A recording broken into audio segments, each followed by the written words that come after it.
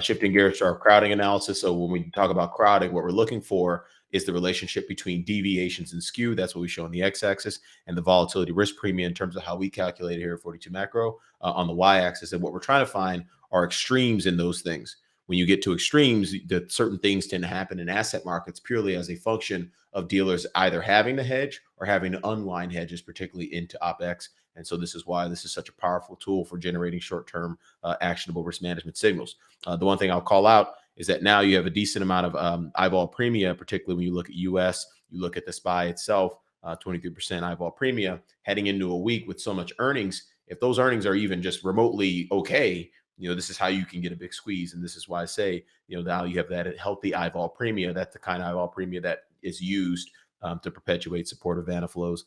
For those of you who don't know that, Google that. I don't have time to explain Vanna at this point in this program. Crowding analysis on the micro side, investors would be wise to cover shorts in financials and industrials. I mean, this is how you get your face ripped off as a bear if you're shorting things into the short squeeze probable quadrant. That's where skew is elevated on a 1 year Z-score basis. That's where you have an elevated eyeball premium. I mean, 60% for XLI plus 60%, around 70% for XLF. I mean, this is it. Please do not short those heading into next week. If you're going to short something, find something down here to short. SPHB is kind of getting close high beta there. So just be aware of that.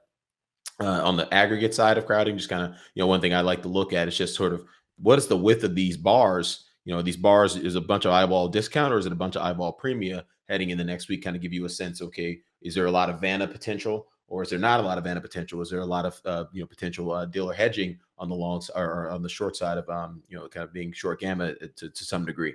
And so right now there's clearly a lot of broad Vanna potential in terms of an upside squeeze and broader risk assets. One thing I also call out is utilities. So you can't see utilities right there.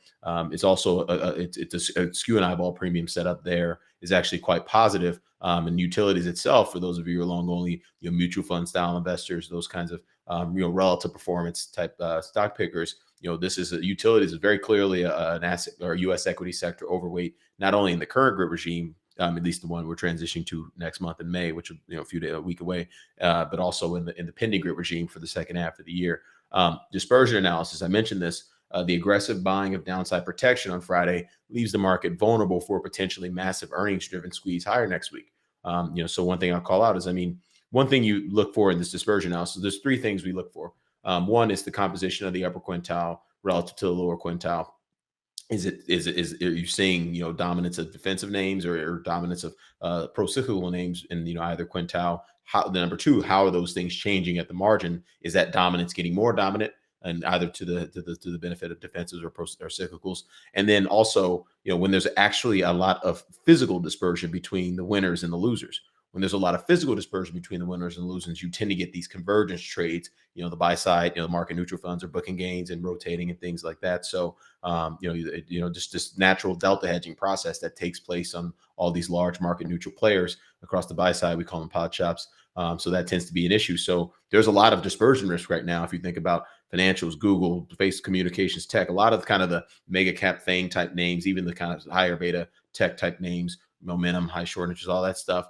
This is a big spread relative to the winners here. And more importantly, you look at the winners, like you have things like hotels, restaurant and leisure, airlines up there in the upper quintile. This is not a market that's about to crash. This is a market that looks like it got oversold, and which is obviously it is on the S&P side, that could potentially bounce. Now, again, this is short-term signaling. This is the reason I put all this information in the short-term key takeaways, is because it's short-term signaling. The clear medium-term setup, not but for both the economy and risk assets, is negative. We've been negative for quite some time now. So just want to make sure that is very clear. I'm articulating that very clearly.